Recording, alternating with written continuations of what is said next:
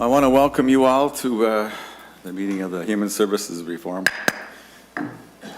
Finance and Policy Committee. We're close to a quorum. So amazing, you have to turn the audio on so you can turn it off. And if you found this, if you're online, that means you found the new link. But if you can't find it, go look for it. Anyway, if you're one of the participants, so that's funny, right? If you have no way to hear this.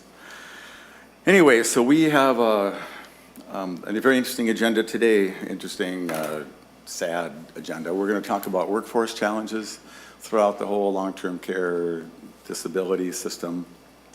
And at the end, we're going to mark up Senate File 2786 to send, I think, some very welcome relief into the system. So stay tuned. We're going to talk about the discussion until about 2, see how that goes, and then for sure by 2 we'll get around to marking up our bill and talking about that. So if anybody, I think most people watching this committee are pretty well aware of the crisis that's upon us in the long-term care workforce. We don't get to read in the paper that a nursing home closed in greater Minnesota somewhere, but they're closing with way too much regularity. Assisted living sites can't get staff, hospice folks in the middle of that grieving time and challenge can't find enough staff. Respite care can't find staff, and so ironically some of the families that have been able to serve their loved one in some way, now we're having to put them into group homes, which is exactly the opposite of what anybody had in mind. And the group homes, we'll hear from them, are just facing just critical challenges and are closing beds, which just is just so bad for everybody that's related to that. And so we're going to talk about that. This is not a new topic for this committee. We did a number of hearings in the interim talking about it.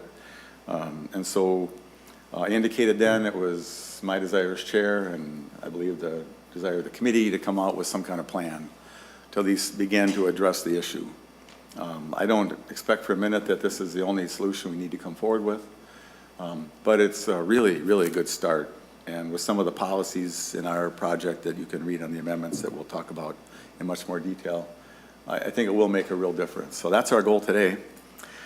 So, when you're in the World Series, you always start off with some of your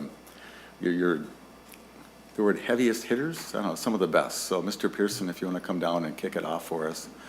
And so there's an order on the agenda, we'll just kind of go with that. And so if members have a comment or a question, we'll see if it's pertinent to that moment. Otherwise, we can have as much discussion as you want. And I think discussion is a good idea. So first, we're just not here to admire the problem or grieve the problem. We have to be about solutions. So thank you for that. Do we have a quorum? Okay, so we have a quorum, so now we're officially in order. Mr. Pearson, welcome to the committee. Thank you, Mr. Chair. For the record, Toby Pearson with Care Providers of Minnesota, today with the Long-Term Care Imperative. I'll be splitting my testimony with Matt Steele, who is doing his virtually. First, I'd just like to thank you, as well as the author, Senator Housley, for bringing forward legislation that looks at some creative temporary funding solutions in response to the crisis that is still running rampant through long-term care facilities. We applaud the attempt to get some short-term immediate help for our workforce. We look forward to trying to find some long-term sustainable solutions with structural fixes in the future. The challenges that long-term care faces are daunting indeed, and the provision of this bill might provide some temporary relief to those facilities. I'll turn it over to Matt to go through a couple of the challenges that we face, and then I'll come back to me if that's okay with you. Mr. Steele, welcome.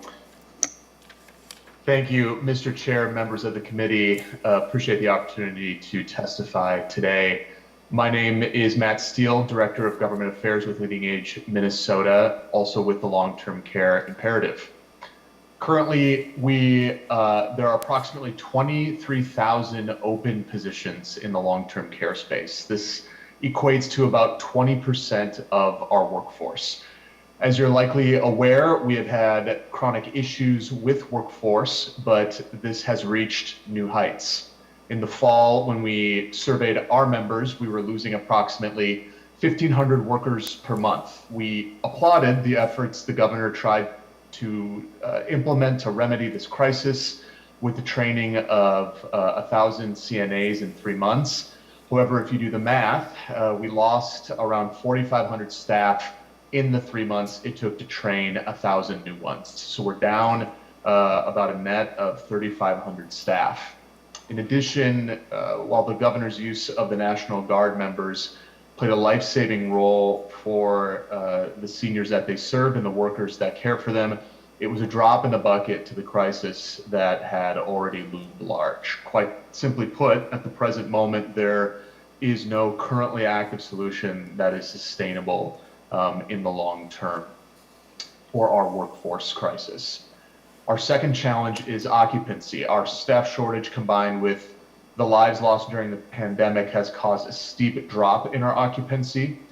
At first, prior to the vaccine availability, the occupancy decline was related to the pandemic, and our average occupancy dropped dramatically, right around to 65%, down from the average of 85 to 90%. Because of our workforce challenges and the ability to admit new residents, occupancy has not been able to rebound to date. The results of our latest survey showed that 75% of nursing homes are limiting admissions. And although not as high, still striking is that 35% of assisted living sites are also limiting admissions. This is not because they lack open beds. It is due to the absence of staff to provide that critical care for the people in the beds. This has resulted in what you have heard about hospital backups, but also some areas have even reported there's no place for people from the community to get the care that they need. And in some cases, entire counties do not have beds. And this clearly highlights the access problem that needs to be fixed.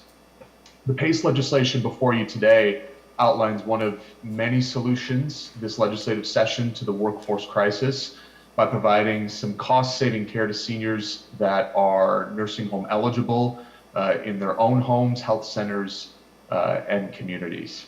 And so with that, Mr. Chair, with your permission, I'm going to pass it back over to my partner in the long-term care imperative, Toby Pearson, to share some additional details and answer any questions you might have. Well, thank you. Mr. Pearson, is any good news you could share with us? Or is that... Anyway, go ahead. Welcome back. I wish I had some good news for you, but in fact, I have even worse news for you in case the... I want to go back to Mr. Steele then. Mr. Pearson. In case the occupancy and the staffing wasn't enough. The last problem that we face that I think this bill tries to address as well is the cash flow. Despite what has been perceived as a lot of federal money going into nursing homes and long-term care, there continues to be more expenses paid out than funds coming in.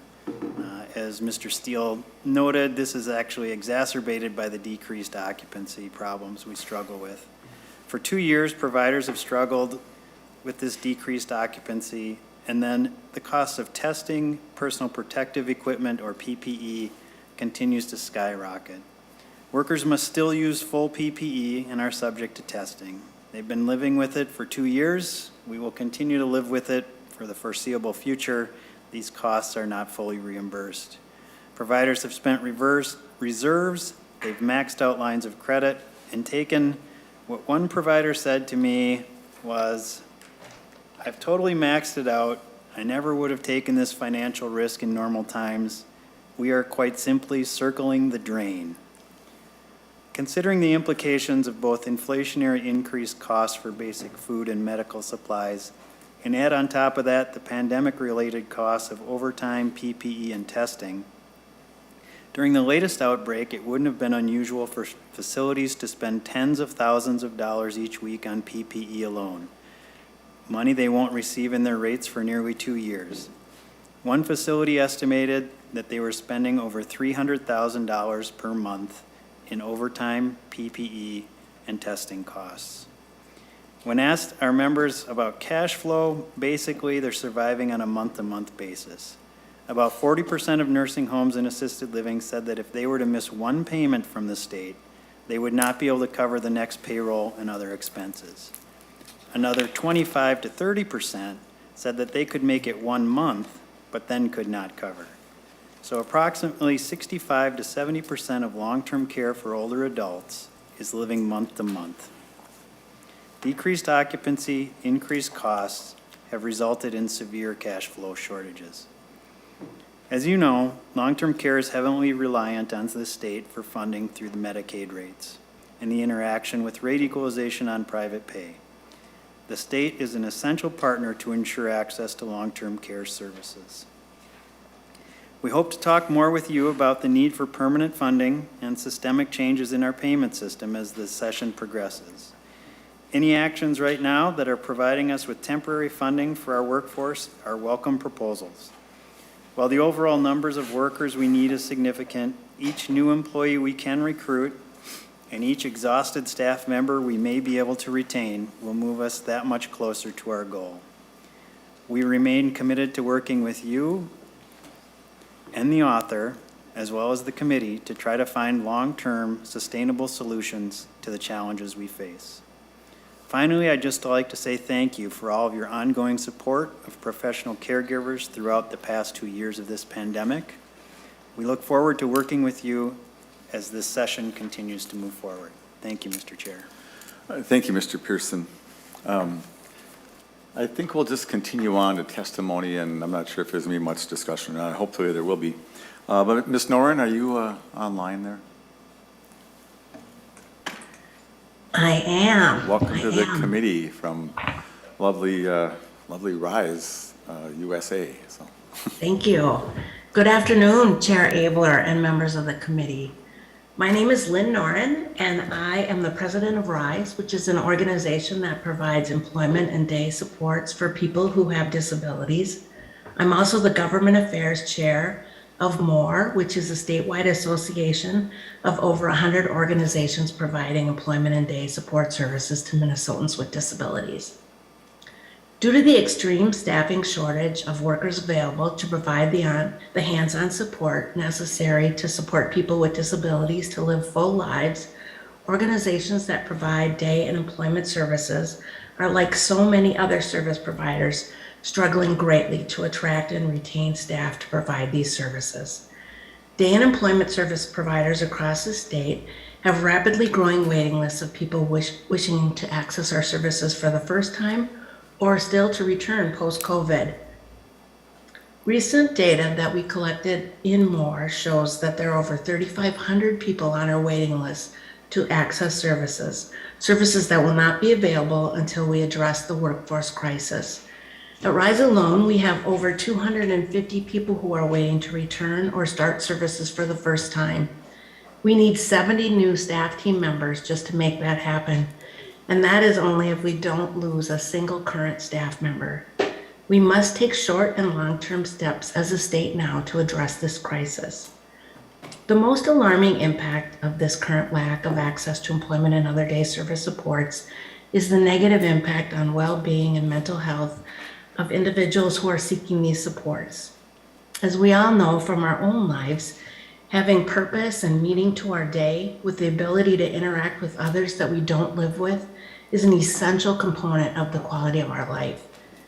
Additionally, the inability to find staff to support adults with disabilities in their employment and day services has placed greater stress on family members and residential service staff who are now also responsible for providing services during the day. In addition to the staffing strain on already stressed residential providers, family members have had to leave their jobs or taken long-term leave to provide support to their family members during the day. The system of supports for Minnesotans with disabilities is highly interdependent, and we are seeing on a daily basis right now how the lack of access to employment and day supports is contributing greatly to the unsustainable pressure being placed on residential service staff. If we as a state value people with disabilities living full and meaningful lives, we must take both short and long-term steps to adjust wages and benefits to the level needed to recruit and retain the staff necessary to make this possible. Short-term steps that could have an impact on the staff who are doing all they can in these extremely challenging times include the retention bonuses, child care grants, employee scholarship funds for educational expenses, to name a few. We, as disability service advocates, will continue to push at the legislature this session for long-term permanent adjustments in the rate-setting system that control the wages and benefits that are paid to staff. We're eager to talk more and work with you to work through these ideas. Thank you for all of your support and your attention to this critical issue. I'm confident we will continue to work together to find solutions. Well, thank you very much, Ms. Noren. It's, I think there's a whole bunch of day services places like what you do. But I think that RISE has been an exemplar of that, but your organization is just so committed in the face of challenging times. So I want to continue to encourage you in that way, but it's kind of just crazy times. So hang around, sort of. I mean, actually, you'll still be there, I guess, in your little Zoom module. Mr. Leistico, I screwed it up, Leistico, ACR Homes. And your testimony is not one I'm looking forward to. So welcome to the committee. And thank you. This is such a grim kind of a hearing here, but we need to know how things are. And so, anyway, it's just, thank you for telling us your story, but I'm really sorry you have to tell it to us. Go ahead, sir. Thank you. Thank you, Mr. Chair. We appreciate this opportunity to present our story. My name is Gene Leistico. I'm the Chief Operating Officer of ACR Homes. I've worked in disability services through ACR Homes for the past 27 years. I'd like to share a short PowerPoint presentation with you today. I believe members of the committee were provided that in writing as well. Yeah, please. I'm afraid the theme of difficult news will continue. I titled this presentation, Disability Services in Minnesota Are on the Verge of Collapse. Briefly, ACR Homes was established in 1981. We currently serve over 200 people with disabilities that need 24/7 support. ACR Homes are licensed as what are known as Community Residential Services, or CRSs, as well as intermediate care facilities for individuals with intellectual disabilities, or ICFs, with typically 4 people with disabilities living in each residential home. We are capable and willing to do this great work. We just don't have enough staff to do it. Providers like ACR are suffering a severe staffing crisis. Funding for people with disabilities does not allow group home providers to effectively compete with other employers that can offer significantly more pay for less challenging, less demanding jobs. Unless this problem is addressed immediately and aggressively, the system that supports some of the most vulnerable people in Minnesota will continue to fail. This data I'm about to share is from an ARM, Professional Association ARM survey through November of 2021. I can tell you that conditions have significantly worsened since then, but at that time, 50% of residential providers were reducing capacity.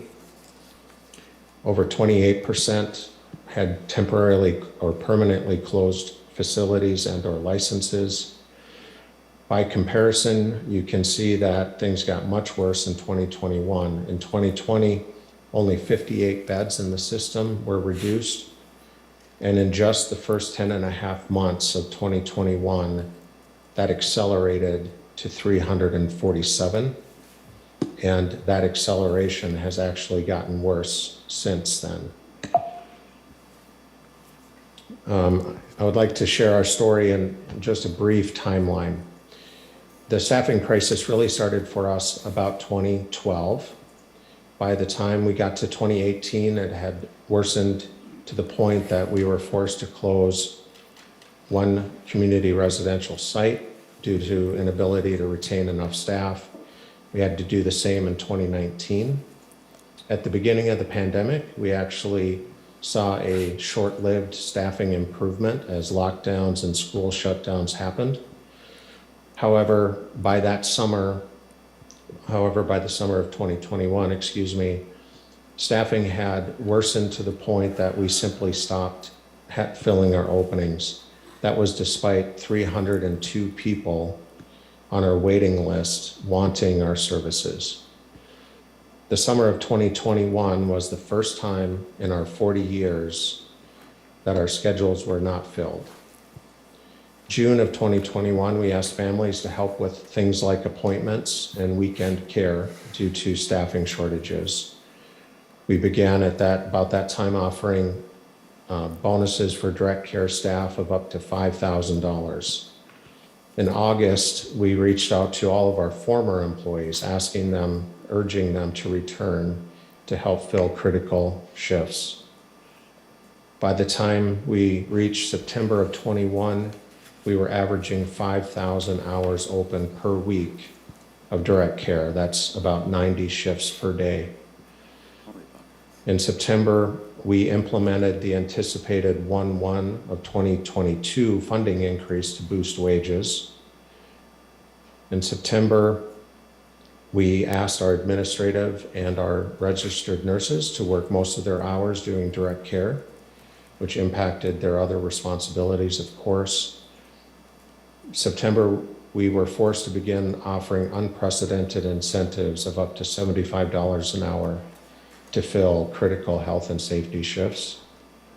Also that month, we were forced to cancel the DHS licensing review. All of our administrative staff were working direct care.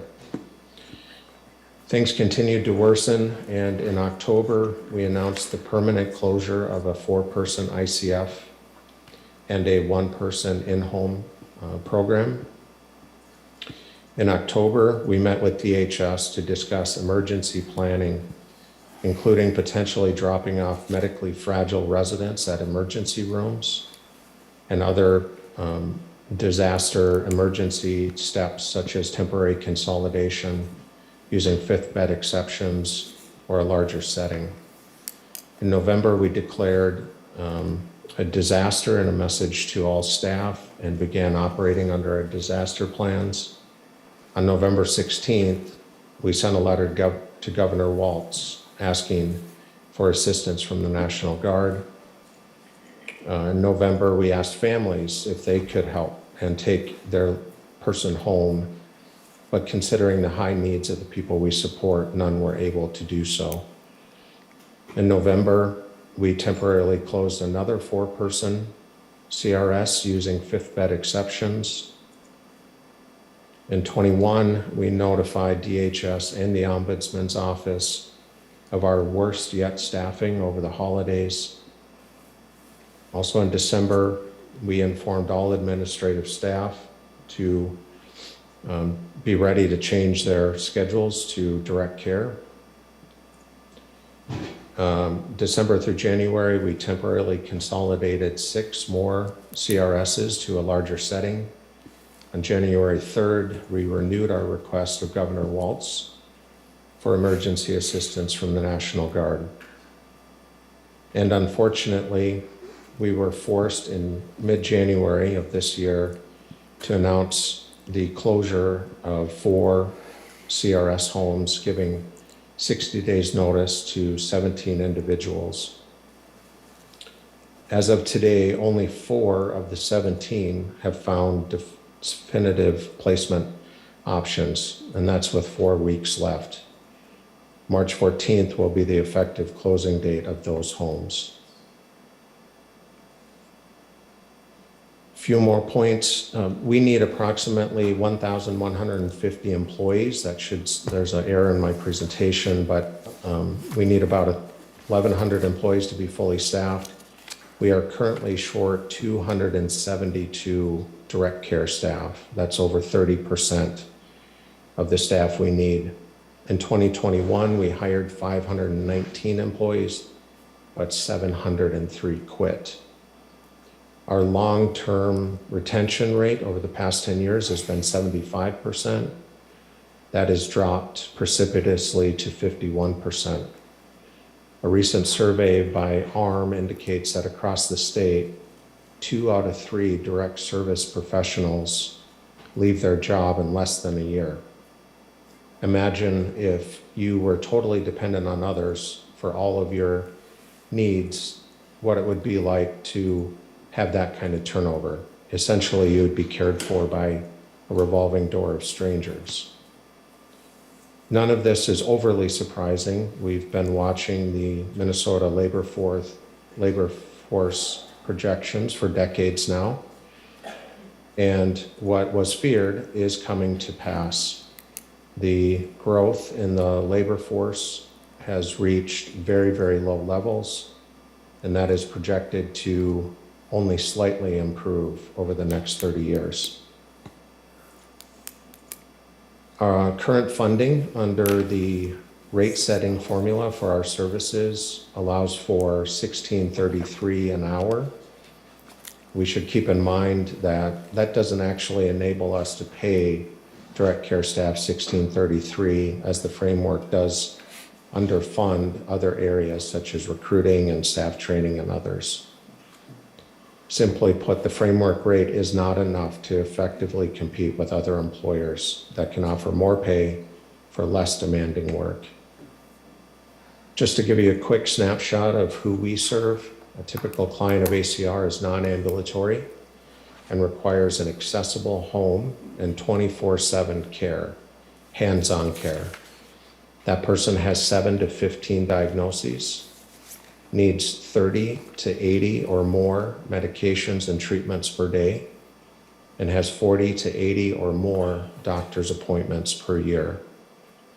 Staff need at least 70 hours of initial training to be able to care for those individuals. They're trained in medication administration, medical equipment, patient lifts, seizure management, feeding tubes and pumps, ostomy care, supplemental oxygen, diabetes care, advanced airway suctioning, and catheterization. This is a very, very vulnerable and high needs population. We had a family member of someone we serve share this flyer with us recently, and it was seen at a quick trip in Egan in January. And what I took from it is that DHS does recognize the need for higher wages to compete for people to work in doing this kind of care. They advertise $19.91 an hour to $26.23 per hour, plus a $2,500 bonus, plus full benefits. I think those wages are reasonable given the work that needs to be done. We have tried to do everything that we can possibly think of to hire and retain staff. We have an internship program, an employee transportation program, referral bonuses for current employees that refer others to us, and hiring bonuses. ACR has 3 full-time recruiters, 2 part-time recruiters, including a high school recruiter, and 200 employees that do recruiting on the side in addition to direct care. We advertise on 9 websites, 3 radio stations, numerous newspapers and school publications, bus and light rail lines, billboards, 21 colleges and universities, 12 high schools, and we've recently been at 22 different job fairs. Incentives, nonetheless, have increased our payroll expenses to unsustainable levels, creating large monthly losses. One bright spot, as an act of desperation maybe, but also as an experiment, we offered one group of our employees a raise. This group of employees we call emergency floats. They're assigned to work. They find out what they're working today, at any one of our sites, and usually work almost every weekend, so it's a very challenging position. Nonetheless, once we started advertising $20 an hour for that position, you can see that interest picked up significantly, and we've almost been able to triple the number of people in that position. I think if we were able to offer that kind of compensation for our positions across the board, the staffing crisis would be significantly remedied. In summary, we've done everything we can with the funding provided. I would like to, as previous testimony indicated, nursing homes and other long-term care facilities are also in crisis. There is simply no safety net left for people with disabilities. Without more funding, the group home system will continue to collapse. We believe that permanent funding needs to fund wages at or about the $20 an hour level in today's job market. We should keep in mind that any permanent changes to the rate setting structure would take over a year to be fully realized, and therefore we believe that immediate emergency funding is also needed to bridge the gap. We would like to thank the chair and the committee for their ongoing efforts to understand this problem, and we look forward to working with you on potential solutions. Thank you very much.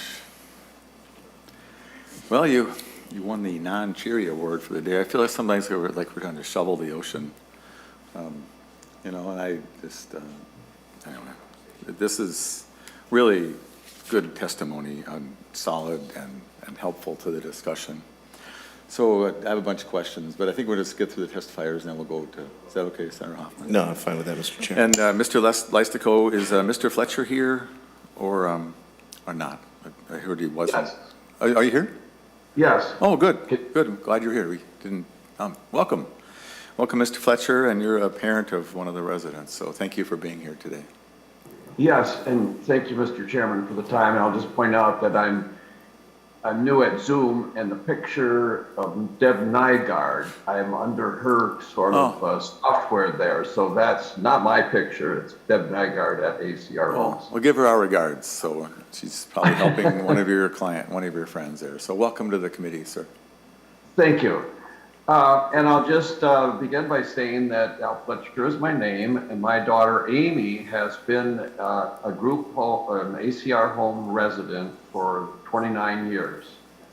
And we've been very satisfied parents, and especially realizing the quality of ACR homes when Amy started developing early onset Alzheimer's disease several years ago. And the staff more or less had to go back to school and learn how to work with Alzheimer's, but they did that, and that it's just a tribute to ACR. Hey, Mr. Fletcher, if you turn your camera on, we'll get to see you instead of the picture of Miss Nygaard. Well, okay, start video. There you go. Oh, thank you. How about that? There you are. My apologies. With all regrets to, with all respect to Miss Nygaard, I don't this like is better. Jeff Nygaard. There you go, sir. Yeah. Now we can see you. Okay. Well, I'm speaking for parents across the state and everywhere that have a child with disabilities. And when a child with severe disabilities is born, the parents immediately learn the significance of how to deal with that. And they take on a lifelong commitment to provide for that child and learn the skills necessary. And then as the child, at any age, becomes the disability requires so much care that a group home becomes a necessary placement. And there are parents in ACR whose child entered the system at age 1, for instance, and all the way up. My child is now 50 years old. But anyway,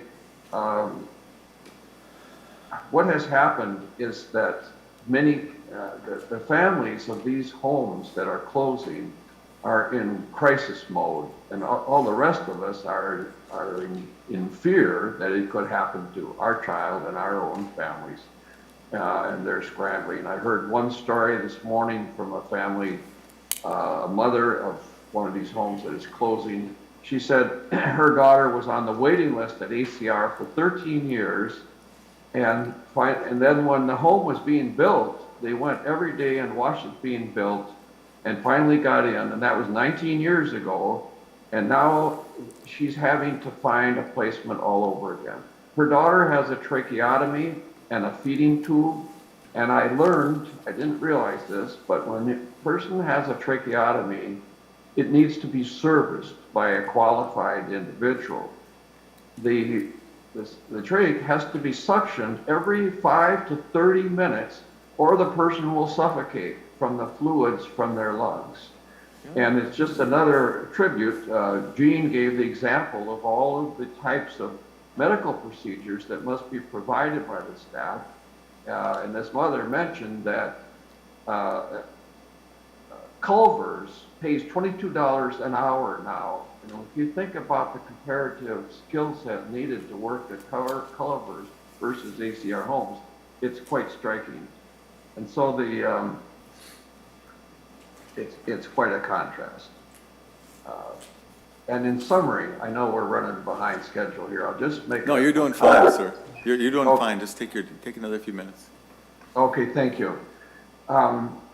Individuals with severe disabilities are individual human beings, and they enjoy life.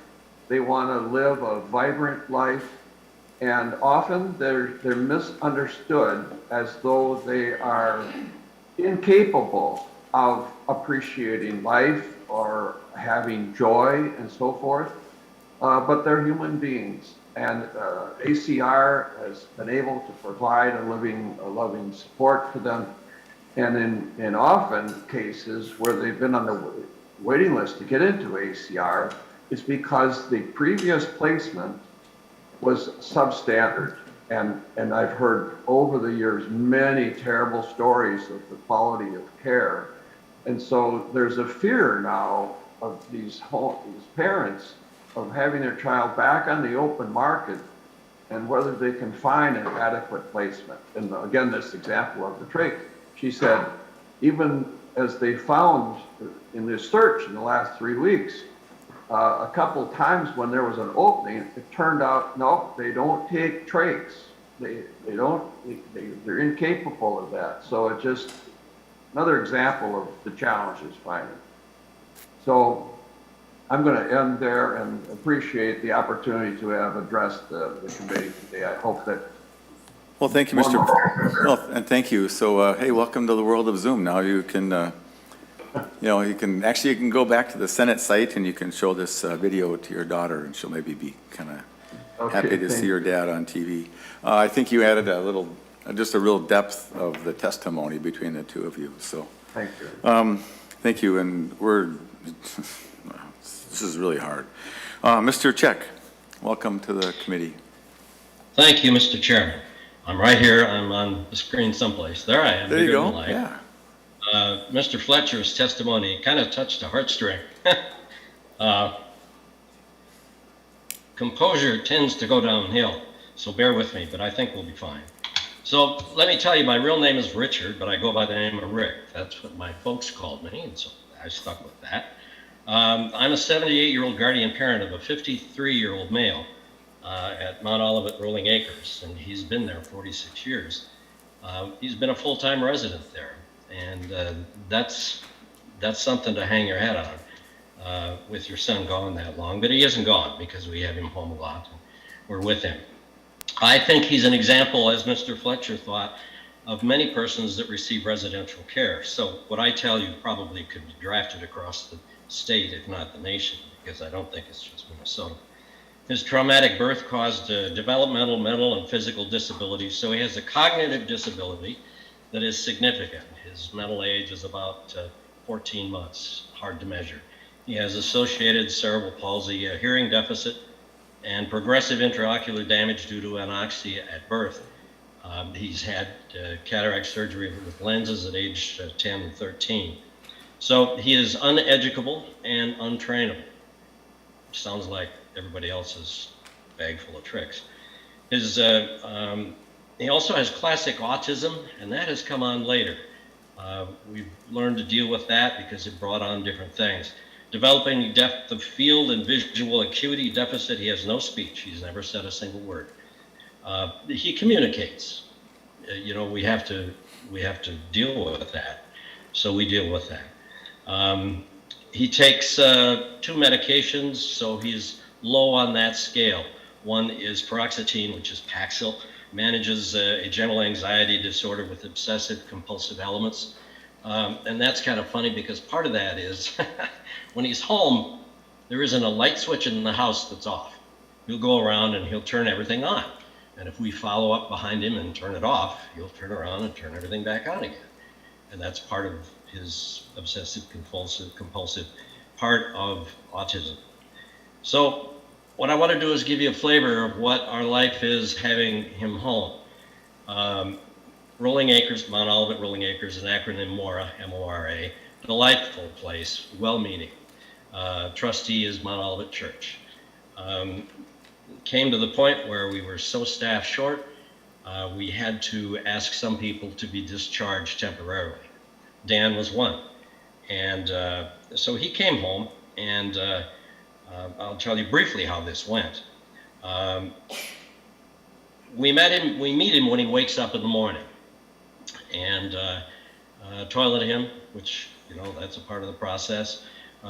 We have to sit and have breakfast with him after we dress him. And then he spends his intermediate time doing things in the pick of nature of an autistic spectrum. And they're most unusual. And we're very used to it. We just know how that works. Keep in mind, I'm 78 and my wife is older than that. And I don't know how she does it, but we haven't had to do this full time, 24/7, I mean 7 days a week, for an awfully long time. So we had to relearn that. We have lunch and dinner in the same way, and then he gets a shower in the afternoon in our home. And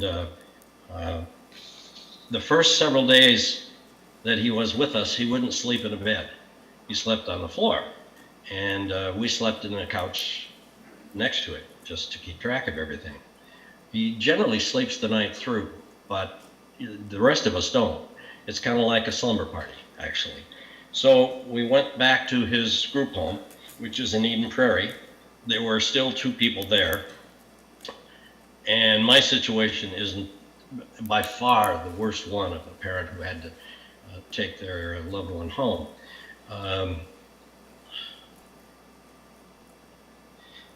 At any rate, the group home said, you can't keep this up. And we agreed. So we take him home there in the late afternoon. He'll have a light meal, and then he will spend the night sleeping in his bed, which has been his bed for a long time. So that's where life is for Dan. So then we pick him up the next morning at like about 8 o'clock or 8:30 and start it all over again, 7 days a week. Residential staff does the same thing that we do as far as direct line of care, with the exception of more things. They manage laundry, they manage his medications. There is a specialist in each group home that is in charge of managing medications, and they do a good job of that. The training that was already mentioned for the ACR is very extensive, and Rolling Acres has a similar plan.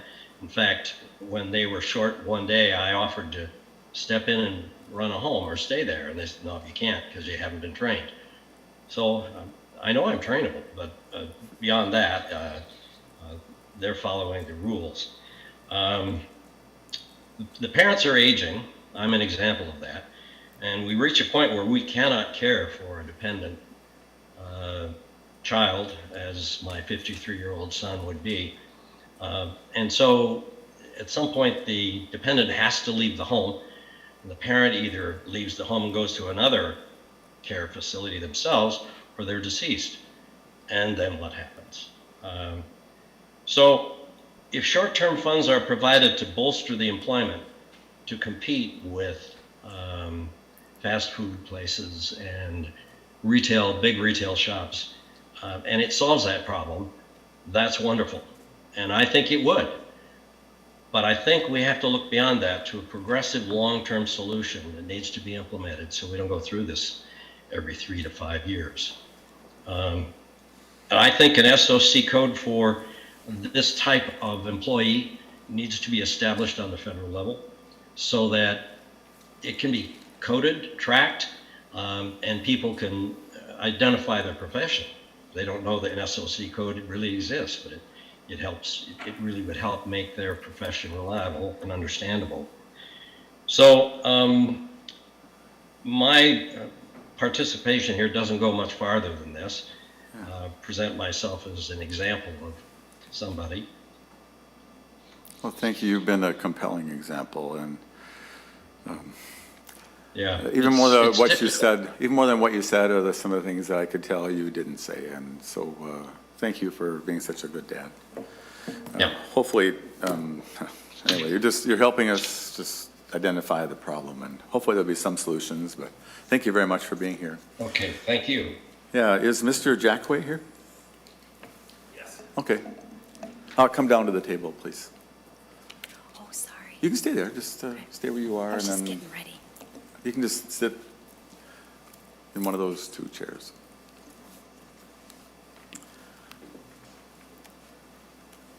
So welcome to the committee, and so a few minutes from you would be great, sir. Thank you. Welcome. Well,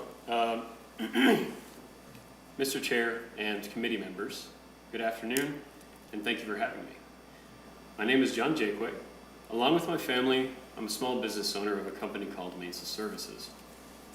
We support people with disabilities to live independent and fulfilling lives through participant-directed and home and community-based services. Today, I would like to invite you to include grants to Minnesotans working with people with disabilities in home and community-based services, alongside those long-term care workers already included in the monies provided by the American Rescue Plan Act. This is more than an investment in the people who do this work. It's also an investment in our community health. The most vulnerable citizens of our state are not receiving the highest quality of care because there are not enough people to do this work. This is not just a pandemic problem. Even before COVID-19, HCBS employees were asked to navigate complex jobs with narrow margins for error. COVID-19 has decimated childcare, disrupted educational settings for kids, and placed great additional stress on women and men assisting those with disabilities striving to have their best life possible. Including HCBS in the proposed grants will ease these hardships. Doing so is a step in the right direction and a wise investment. As a business owner and someone deeply invested in addressing the worker shortage, I've been attending recruitment events to see what it's like out there for job seekers. I've been to colleges, career force centers, and veteran events, many in person. In the last 4 months, my consistent experience is potential workers are not drawn to this field due to the challenging work conditions, challenging hours, and low pay. I've spoken to countless people who want to do this work, but are unable to because they can't pay their bills without working 2 or more jobs. Our current employees are making sacrifices so that those they care for may remain in their current homes, working excessive hours at the cost of time away from their own families. People doing this work are just surviving, not thriving. By including HCBS employees in the grant monies, you're making an investment in people who have worked tirelessly, not just during the pandemic, but for the last 30 years. It's an opportunity to send a signal saying, thank you, we value you. I acknowledge that a one-time payment is not a silver bullet to our workforce crisis. However, a financial boost will incentivize people to remain working in this field longer. And with stable employment and stable support, everybody wins. At Mainsail, we are committed to partnering with you to create the supports of tomorrow, and to innovate, we need to take care of people doing this work today. I sincerely ask you to include HCBS in the plan to offer payments to long-term care workers. Our employees have chosen this work because they want to make a difference in the lives of others. And you can make a real difference in the lives of these unsung heroes by providing them with a financial bonus for doing the important work that they do. And thank you for listening and all the important work that you do. Well, thank you, Mr. Jackway. I think you're like the A4 amendment, so at least one person can have something come good today. Thank you very much. And stick around, we might talk to you later, but now is the time for a few minutes of discussion. I'd like to start marking the bell up around 2. I don't know how long that discussion is going to go, and we can always come back to this discussion afterwards. I have a bunch of questions, but questions from members, so I don't monopolize things. Well, then so make sure I notice your hand, or that you make Mr. Yates throw something at him. So Mr. Leistico, I just have are you there still? I was reading with great interest your testimony, and you talked about the 5th bed exception. Can you tell me how hard that was to make that work? And Well, in our case, DHS was extremely helpful, as well as the counties. I think everybody understood that we were trying to avoid demitting people from our services, and so they streamlined that process. Normally, there is a bureaucratic process to go through, but again, under the disaster response idea, it was actually pretty easy to do. It did cause complications for the house that suddenly had a 5th person without maybe ideal space to do that. But the families involved indicated that they preferred that option rather than receiving notice of termination. And DHS has been very, very good to work through since this crisis really started in September. thanks. And so we're going to spend some of the next future hearings talking about other solutions besides the one we have today. Is that 5th bed, and so one of those is this 5th bed, and sometimes I wonder why not a 6th bed if the building can accommodate it and if everybody's agreeable. So is that a permanent, so if nothing changes, if you sometimes quit your disaster thing and the world changes, can you keep the 5th bed, or is that a temporary thing? Do you know that? Right now, the understanding is temporary. It is possible to make it permanent, or relatively permanent, but there's a process to go through. All right, so later we'll want to talk about how hard that is. I mean, there's only so many human beings, and you read the workforce report, there's only 6,000 people in the state to take any new job. That workforce report wasn't people waiting to go into direct care. That's people waiting to be nurses and plumbers and whatever else.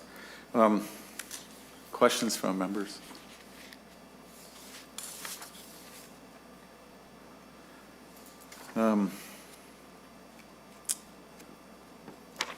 So we had a hearing. I don't know if you kept track. We talked about the National Guard. I echoed your response back in the middle of January. I made a formal, actually, if a tree falls in the forest and no one's there, does it make a sound? That's how I felt about my statement that the National Guard should come help you all. And so we had a hearing, and I don't know if you were aware of that hearing. We had 2 nice staffers there from the COVID response unit. Not the National Guard directly, but they pretty much said they're not going to do that. And so there was a request from I think the other coalition, a consortium of folks back in December 21st-ish, asking for the same thing. And I know it wouldn't have solved it, but it would have helped call attention. And I really hope that this hearing and others like it are not a tree falling in the forest where no one is around. We have an action step today. We have more actions planned. But I really think sometimes when you call it the Guard, it gets people's attention. And I think some of the crises that have been upon us here are just profound. I remember, I've been here long enough, when we opened up the waiting list with then Chair Goodnow a long time ago. And we were shocked at how many people, there were like 4,000 people on the waiting list, and we heard from actually parents, just like Mr. Fletcher and Mr. Chuck, who were talking about, what am I going to do when I die? And it was compelling. And if we can just get the waiting list opened up, then they'll be fine. Well, now that's open, and it's suddenly became a point where it's not fine. Senator Hoffman. Thank you, Mr. Chair. It's sad to see this again. What we've talked about for years on the cost and the pay, and the same conversation we had when I helped Senator Jasinski talk to some group home providers in southern Minnesota. And the question was asked, what you had brought up at the beginning of the year, saying, what if we could get that reimbursement rate to $20 an hour? Would that make a difference? And Jim, or Senator Abel, I just want to reiterate what you had started the conversation and what Mr. Lesico said, and he saw a huge increase because we now have put people into that bracket of now we're going to pay you for what you're doing. And it blows me away. We have all this money in the state of Minnesota. We have all this money, and yet it takes us saying call out the guard in order for us to say our moral obligation to take care of those people that are most vulnerable in the state of Minnesota. Nobody pays attention to that except for this group right here and bringing it forward. And so I appreciate you once again bringing it. And I'm so happy to see you have Senator Housley, who I have 50 questions for her. I've already warned her, Senator Ayler. But with that, I'm glad that this committee has done this. And I think it begs to have the conversation again about what are we going to do long term? What should we be doing long term? How do we get people activated on the long term? Because it's here. And so thank you. And so, Mr. and we could discuss this a long time, and I just have a couple questions, Mr. Leistico in particular. So, we hear about high need, and so then I looked at the list of the need, and then I forget who talked about the trach thing, and 5 to 30 minutes every minute has to be checked. Like that's incredible. And so we've been pushing toward people living independently. Mr. Leistico, I would say it's safe to say that a lot of your clients, there's no way they could live independently, right? It just would be totally impractical. Is that right? Just you can say yes or no, but go ahead. They certainly need 24 care, sometimes, as with this one individual, care multiple times every hour, or life is threatened. If they were living on their own, meaning maybe in a one-person site, we would need 3 to 4 times as many employees. Right now, even high needs clients were able to meet their needs with an average of a 2 staff to 4 individuals ratio. But if you break those individuals up into even smaller groups, you would need more staff. Overnight, we have 1 staff. If individuals are broken up into smaller groups, they would each need their own awake night. These are people that are non-ambulatory, briefed, many times have medications, treatments, and feedings overnight. This is not a case, in our case, it's not a case of supervision. It's a case of hands-on life-saving care. I appreciate that. Senator Hoffman. He raises another point that I think you might want to germane to this committee is this whole discussion of ratio, where do those numbers come from? 1 to 3, 1 to 4, 1 to 6, 1 to 5, risk management kinds of conversations. That should be embedded in this as well, because, and the only reason I prop it to you now is because I'm not hearing that coming from, the Bureau saying, well, how are those numbers come up with? And maybe if you can increase the conversations with Mr. Lysico and folks like that, let's have a serious conversation about why are we stuck to the 1 to 3, 1 to 4, 1 to 2, 1 to whatever ratios are. How did those come about, right? It's a question that's on the table. That's it. Yeah, thank you. So you're talking about 4-bed group homes versus 5 or 6 or whatever number. Exactly. It gets into your whole ratio. I can't 4 individuals to 1 staff, 3 individuals to 1 staff, 4-person, 4-bedroom group home, 5. I mean, those conversations, I think, are all germane to this topic.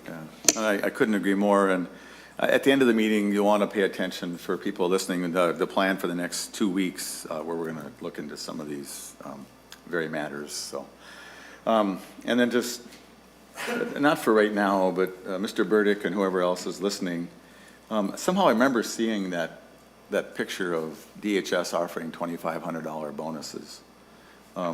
And I'm interested in that, for one thing, where they got the money, and how many of those actually were done.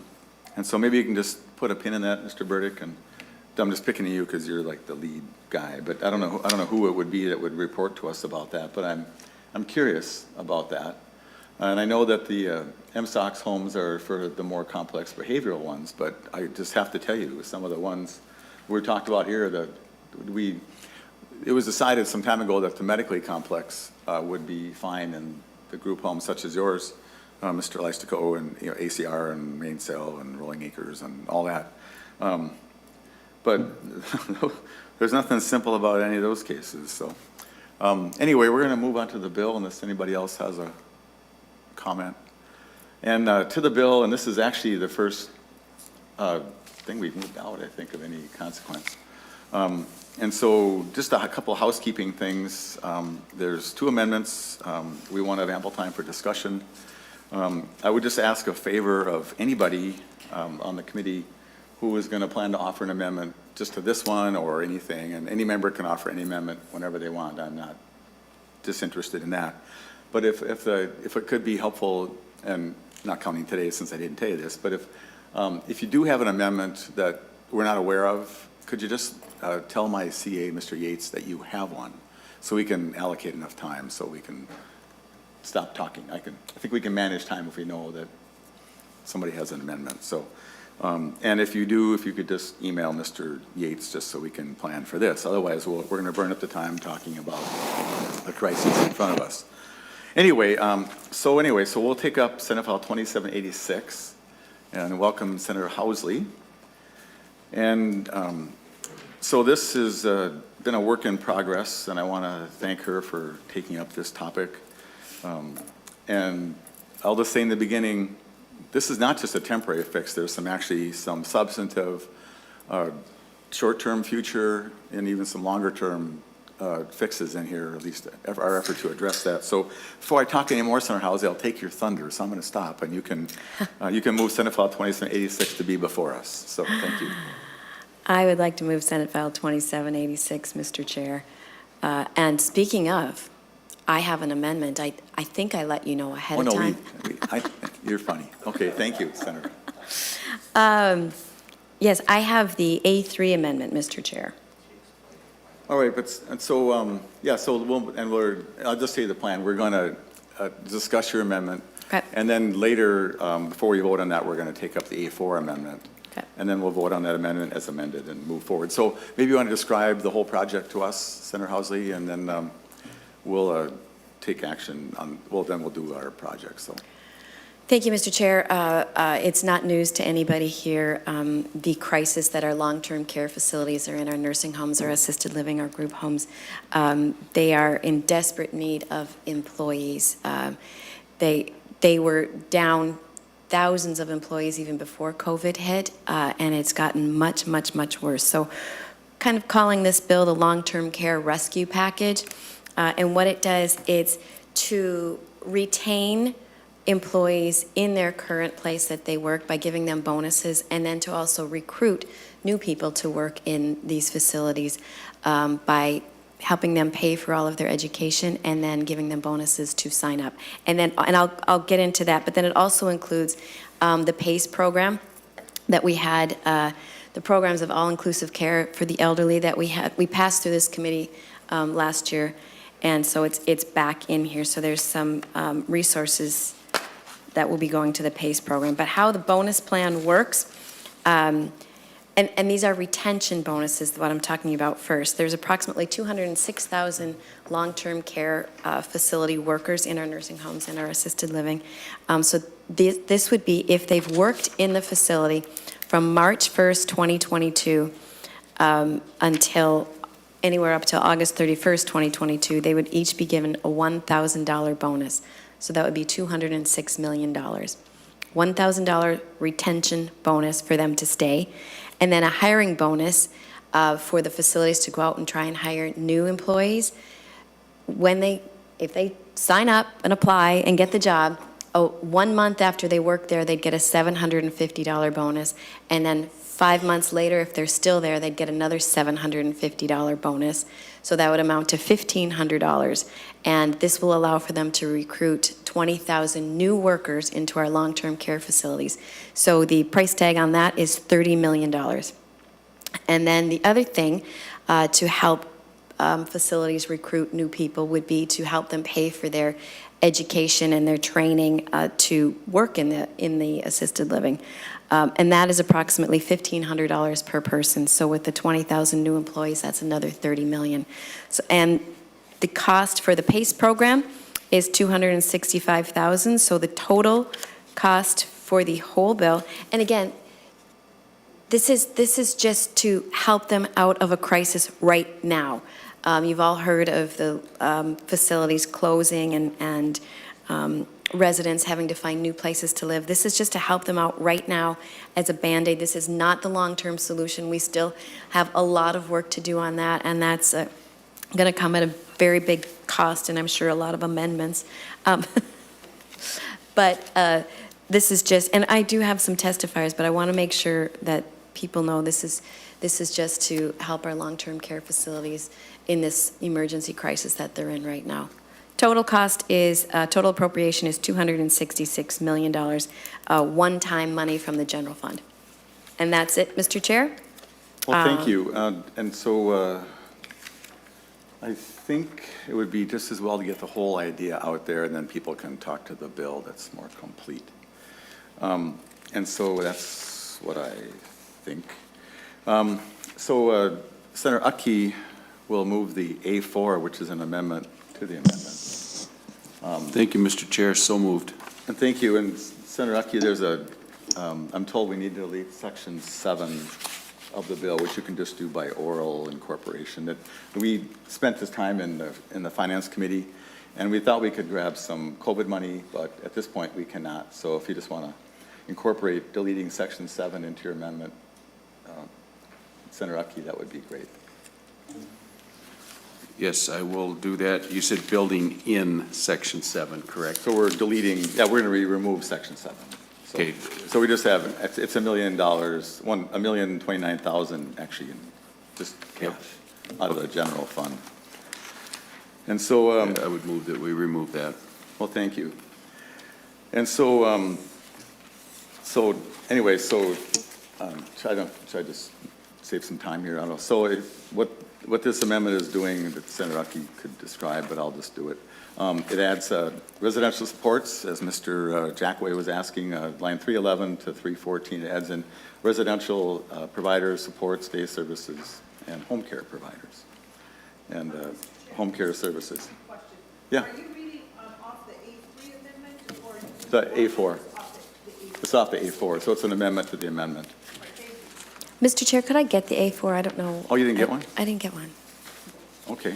Oh, it's We could- probably, Yeah, we it's have probably in people. my packet. Oh, there you go. So, Mr. Chair, now that. Senator Nelson, yeah. Thank you, Mr. Chair. Now that we all have the right document, could you start over with that description about the A4, please? Yeah, well, Senator Aki, do you want to read lines 311 to 314 on the A4?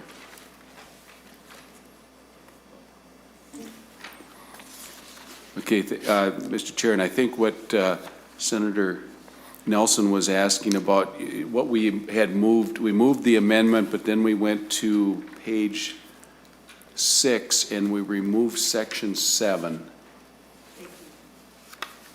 And then, so the Utke amendment just actually restructures, we worked on this quite a bit, but it's the same list, only, Senator Utke, if you want to read lines 311 to 314 for Senator Nelson, just to make it clear who you're adding in. So it's the original list that Senator Housley mentioned, as well as the additions on line 311 to 314. Okay, thank you, Mr. Chair. And yes, it's a licensed provider of residential supports and services or day services as defined under Minnesota statute section 245D.03 subdivision 1. And then a home care provider licensed under Minnesota statutes sections 144A.43 to 144A.482. And Senator Those Utke, I are forgot the additions. section 8 as well, line 315. Okay, and Oh, we that already- is a, Okay, very good.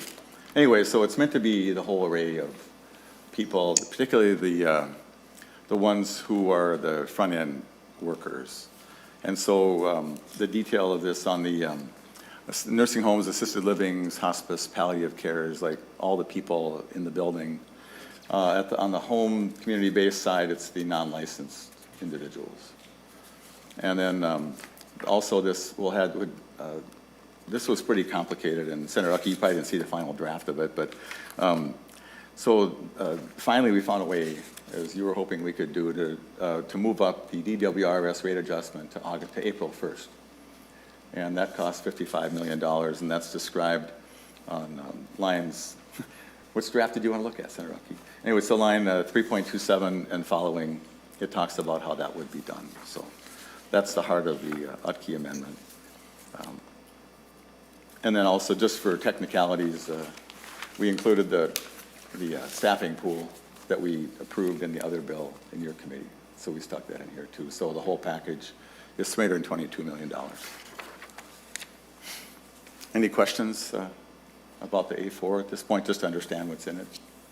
Any questions for Senator Uckey? Oh, it's a good amendment, Mr. Chair. Okay, well, thank you.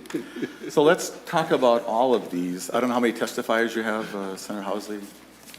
Mr. Chair, I know I have the long-term care imperative here, Toby Pearson from Care Providers. All right.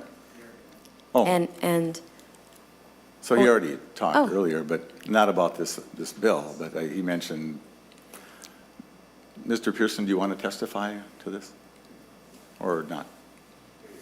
I mean, he already did. He said it's a great idea. He's nodding. It's got a thumbs up from the Care Providers, Senator Housley, so how about that?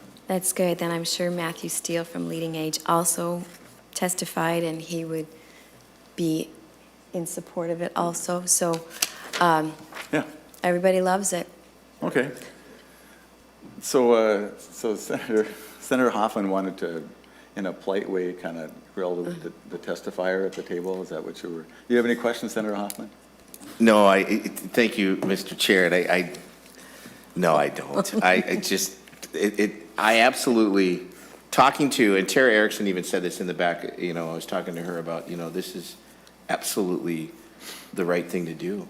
And, your umbrella, when you had first talked about it, 206,000 people, I think is that the correct number, Jim? I mean, it was just and we know that there's a long-term discussion that needs to have here, but this really is a movement in the right direction. And, thanks for doing this. It really is. And so, especially when you're going to address the fact that, again, in all of our committee time that we've had in the last 4 years, we've talked about this. It's coming, and now that it's here, it's like, and I mean it's coming, meaning the workforce shortage issue. And this is all about workforce. This is about workforce, and this is about taking care of the most vulnerable in the state of Minnesota. So, kudos. Let's move this thing out of here. Well, thanks. I just want to give the public a chance to weigh in. Is anybody on Zoom or in the audience would like to testify for or against this bill? Mr. Rutson, do you want to offer a comment for us today? Okay. Let's hear from Mr. Rutson, and then we'll take questions from members. So, Mr. Rutson, maybe like 2 minutes. Nice to see you again. Nice to see you. So coming for his cameo appearance, Yeah. I think Kurt Rutson needs almost no introduction from any of us here, but welcome to the committee. You're too kind. Thank you. You guys, I support this 200%. You guys talking sheep, especially now. If you guys or we don't care about them, the most vulnerable, let's just say it. Let's just say it and go on living our nice lives and forget about them. But I know you guys care about them. I know you do. And this is such a passion of mine. And I appreciate you, Senator Jim Abler, letting me testify. But just keep that in mind, you guys. If we don't care about them, and some don't, I've been in this line of work 30 plus years. And I used to be with the Hawk, and I've been with Bethesda, and I just got laid off, but I'm looking for other work. So if anybody out there has a position, let me know. Nice job. But just remind ourselves that if we don't care, don't care. Just let's go on. But I know you do care.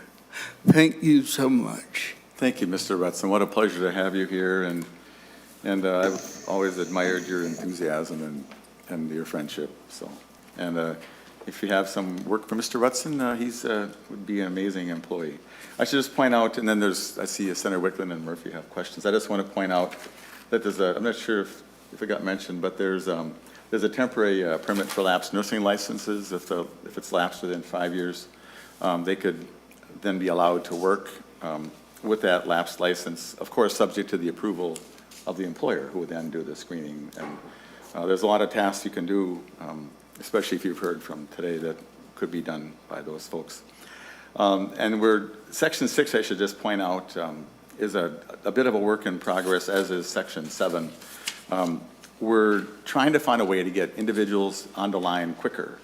It was discovered that the National Guard could work with 8 hours of training and do some useful things. Apparently that's current law. We had a draft earlier that we took out of this bill, but to retain this other, can you hurry up and get them working quicker idea is what we're going to work through with the Department of Health and everybody else who cares.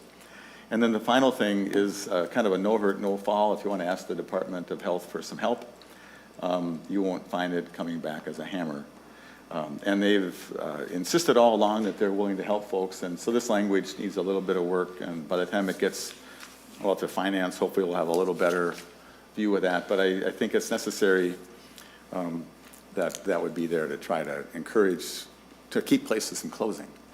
So anyway, who's Senator Murphy? Good afternoon, Mr. Chair and members. Good to be with you. I'm going to want to dig in a little bit into the lapsed licensure question, only because I know it is pretty easy to get your license restored if it's been lapsed. And I just want to make sure I understand what we're doing to make sure that the people who are coming back are safe and prepared.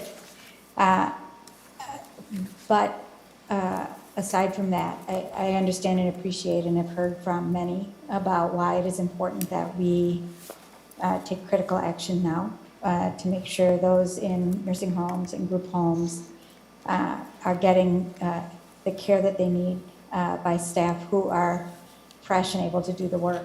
And those facilities have taken quite a hit in the course of the pandemic. So I appreciate the urgency of this.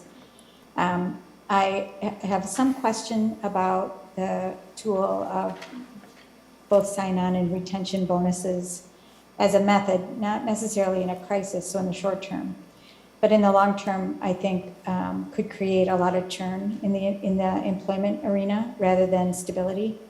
And so want to make sure that we are thinking through the things that will keep people in these jobs once they're there, if that's their choice. And so I am curious and interested in talking more with the bills out there, Senator Housley and others on this committee, about wages, about health care, about family leave, those kind of things that make doing this job, which is difficult work, I've done it before, something that someone can choose to do for a long period of time.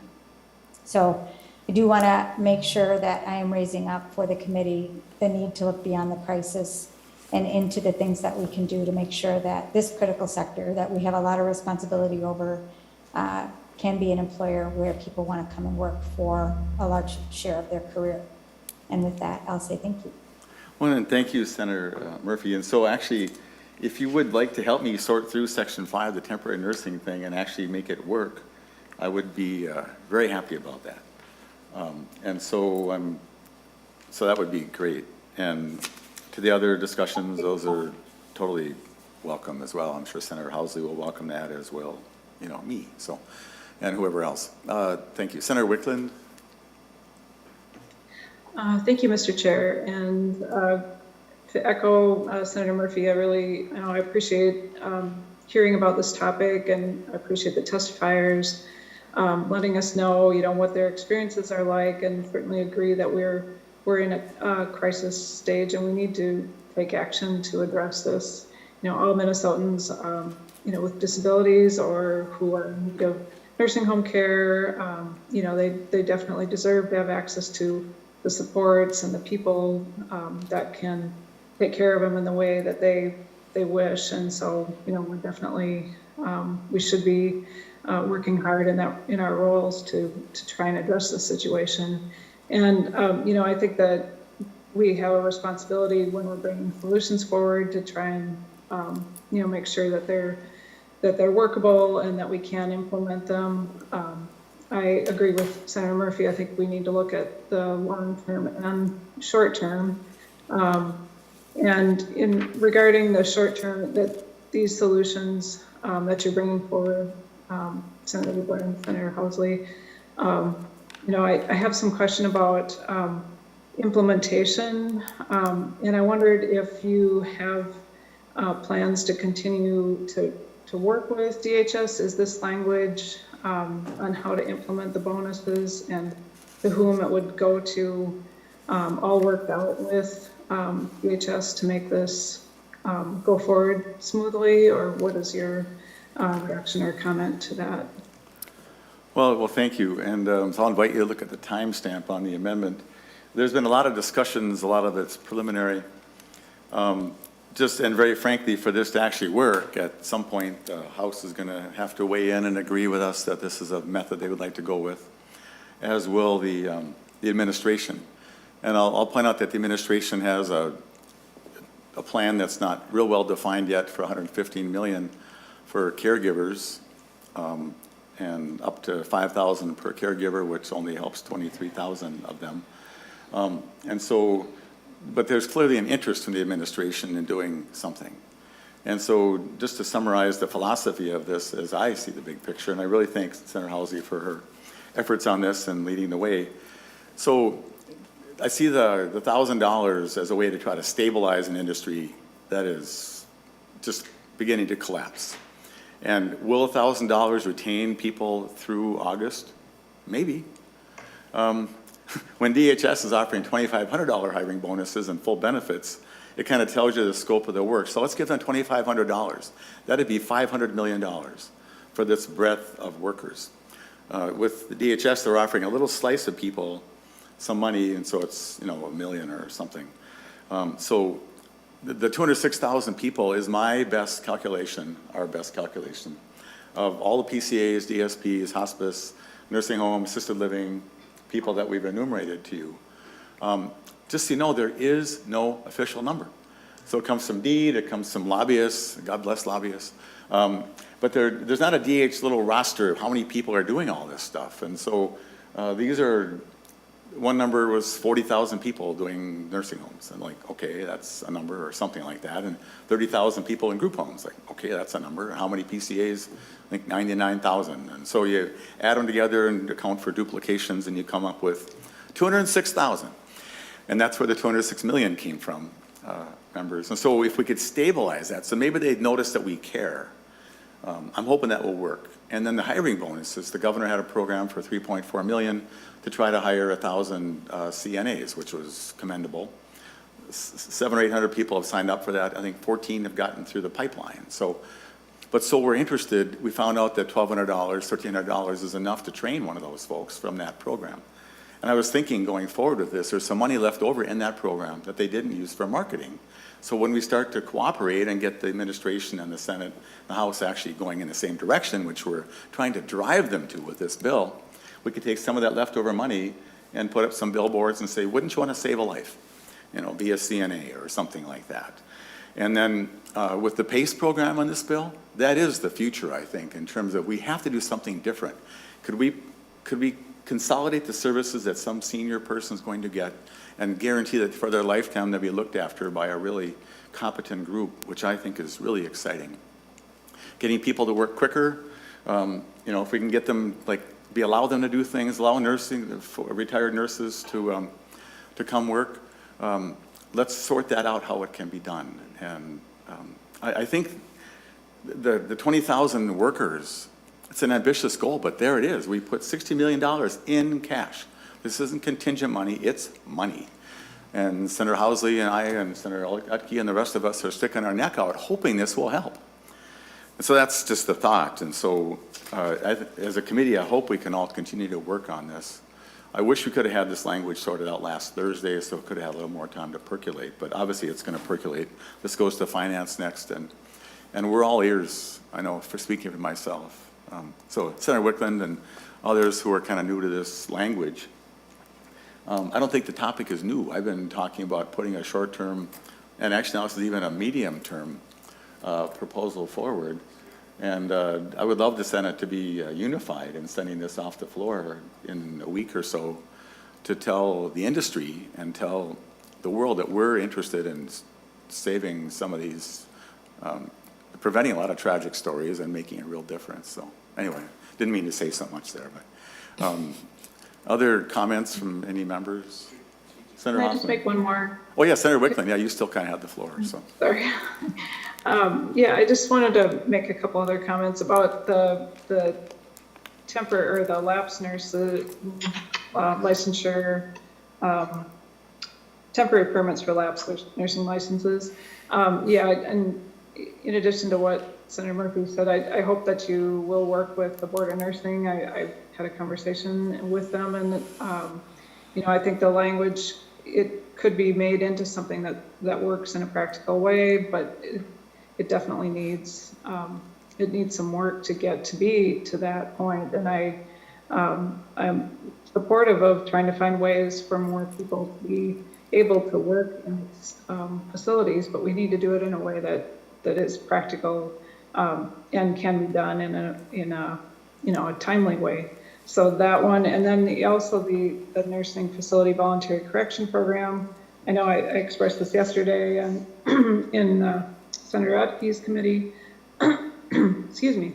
But that language to me also needs some work. I think not only from a technical perspective with MDH, but also to reflect on whether the families and residents, ensuring that they have the ability to have oversight or input to some of these cases, so that we aren't putting families or patients at risk by making some of these temporary adjustments. So that was all I wanted to say, and I hope to continue to work with you on, you know, making the language better and more well-defined. So thank you. Well, and thank you very much, and I totally agree, and I just have to fess up that Senator Housley was polite to give a ride to those two sections are the ones I'm working on, so don't hold her accountable for those. So if you had a concern about those, do come to me. And those three are the temporary assisted staff training thing. It's going to be kind of a group effort here. But I think that at some point we have to try to push. What do you push, the envelope? Something. We're pushing something because there's just too many stories. If anybody listened to today's testimony and wants to go home and do nothing about it, then I can't sleep if I don't. So, and good advice from the Senator Wickland, and absolutely, if you want to help me sort that through, I would absolutely welcome you to that. Senator Hoffman? What you're looking for, Mr. Chair, is you know, everybody says you got to think outside the box. Well, what we're trying to do here in this committee is we're actually moving the box. I mean, that's the thing. And I stole that from Rena Moran. I heard her say that a couple years ago. I'm like, well, that makes sense. That's what you're doing. You're moving the box. And the same question comes out on the program of all-inclusive care for elderly, the PACE program. You know, there are 30 plus other states that are currently doing that. And it's like, why haven't we as a system, you know, engaged that here? And I'm glad to see that on here. Last year we passed it out as committee, and of course the other body did not accept it in conference committee. I mean, is there work that we have ahead of us with the department and with the other body, or what are your thoughts on that? Well, thank you. We did actually have the PACE program. We heard it. It was in our omnibus, and the other body had some reticence. So I believe, hopefully they'll be listening as a part of this package. And sometimes this is a crisis I did not ever imagine we'd be here. I mean, we thought that we had a lifeboat, we didn't realize it leaked. And so we're kind of like, oh no, bailing out the lifeboat. And the problem is the lifeboat is people's lives. And I'm not going to, I mean, I'm not speaking against anybody in the committee. I think this committee is not going to stand idly by and watch the system collapse. I just don't think that anybody here is for that. And we can discuss how best to do it, but this is a start. So any other comments to the bill? I don't see any hands. Senator Utke renews his motion to adopt the A4. Any questions about that, Senator Utke? Nope, no questions, Mr. Chair. I'm The just ready to A4 vote as and amended. pass this amendment through. Yeah, as amended. Yep. So all in favor of that, say aye. Aye. Aye. Opposed? And that added in all the, kind of the HDBS providers, at least that we could find. And now to the A3 as amended. So this is a good time for any discussions. We're going to actually amend the bill, and there'll still be time for final discussions. But to get the bill in the order, all in favor of the A3 as amended, please say aye. Aye. Opposed? That's adopted. Now to the final third reading, or whatever. Senator, anybody else want to comment about that? Otherwise, I'll let Senator Housley close up with her final comments. Not seeing any hands. Senator Housley, the last word's yours. Thank you, Mr. Chair and members. This is a very important bill to help recruit and retain the long-term care workers. Their morale is down, and the ability to try and recruit anybody into this industry to care for our most vulnerable is really, really, really difficult when you can make more money at McDonald's than you can taking care of my mother. It's tough. So these bonuses and retention grants will go a long way in helping a lot of our most vulnerable. So that is it. Thanks for hearing it. I want to thank my co-authors, Abler, Rude, Karan, and Utke, and an honorary author, Senator Hoffman. It just filled up too fast. I'm really sorry. Went quick because it's a good bill. Thank you so much, Mr. Chair. And I would like to make the motion to pass Senate File 2786 as amended out of this committee and on to Finance. Very good. Everybody aware of the motion? I don't need to restate it, I don't think. All in favor, say aye. Aye. Aye. Opposed? Aye. Thank you. So thank you, Senator Housley. Just a little word about the future here. We are not stopping here. I've heard loud and clear we need something permanent. And so, how can we change policy to make workforce more functional and more effective? And we are going to start talking about that on Thursday, possible solutions, ratios, policies, and so on. That's going to be thematic. If you have ideas, I don't know if ARM has their bill in yet. I'm not sure if Leading Age and All the Imperative has their stuff in, but where this is the time on Thursday to start talking about what can we do. And so the whole committee, it's going to be, there's LSS has a draft they've submitted that's being jacketed. We're going to talk about that, for example. So if you have a bill drafted and it's not in yet, it doesn't matter. We'll get the language out there, or even the ideas out there. Because I think from the citizens that are watching this, the parents that have to sit through all this, like, why can't we do something? This is the committee that can do something. And so this is going to be one of the priorities of our session. And then that's Thursday coming up. And then on Tuesday, I think if we accomplish something with the workforce, stabilizing this whole industry, and make behavioral health and substance abuse work, that'd be a pretty darn good session, I think. And I kind of see, you never know when you start out what you're going to wind up focusing on. I see those as two real big things. And so we're going to revisit the topic of the behavioral health structure and how it can maybe work better. We'll see what other states have been doing. Turns out a number of states have actually moved that, separated those functions. And this is not any disrespect to anything we're doing, but it has to work.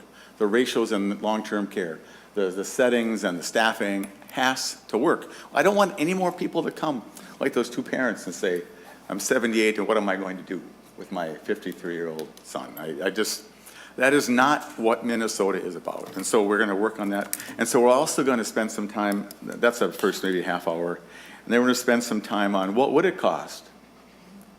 If $20 is the number, what's it going to cost to get there? Nobody knows. So we're going to figure out here with the help of DHS and the people in the audience and at home to talk about what's it going to cost. If we change the DWRS formula to make it shorter with its reactivity, what's that going to cost to make it actually work? And so that's going to be, because when people say, well, how much money do you need? Don't know. There is a surplus around, and I don't know how much we get, but maybe if we make the case strong enough, the only agreement we can get finally after everything is going to be to solve this issue. I think that's our job here. Let other people that are going to work on those other questions about what they want to buy and the whole tax issue. Senator Nelson, that's your topic to discuss, and this isn't the tax committee. So wish you well in that debate that's going to come.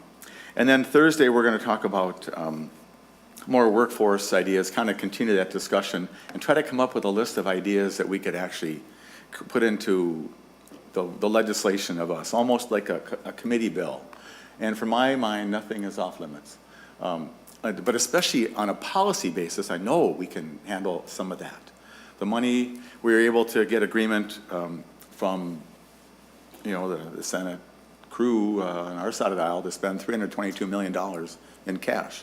I hope that's not lost on. That's a significant commitment to the folks here, and we can discuss what number it should be, but that's a really good start, I think. So that's the future coming up. And so if you're at home and want to even offer a live comment, contact Mr. Yates, my committee administrator, and let him know you want to offer some thoughts on either Tuesday or on any of those days, and we'll try to work it in. And just also bear in mind, if you do have ideas at home, sometimes a one-pager with your ideas written down is helpful, and then if we want to talk about it in person, it really helps keep you on track, and then we actually remember it. So thank you very much to the families and the providers who have testified today. Senator Housley for this leadership on this matter here, and Mr. Rutson for popping in again. How good to have you here, and for the committee and our cooperative nature here. So with that, we're adjourned. Thank you.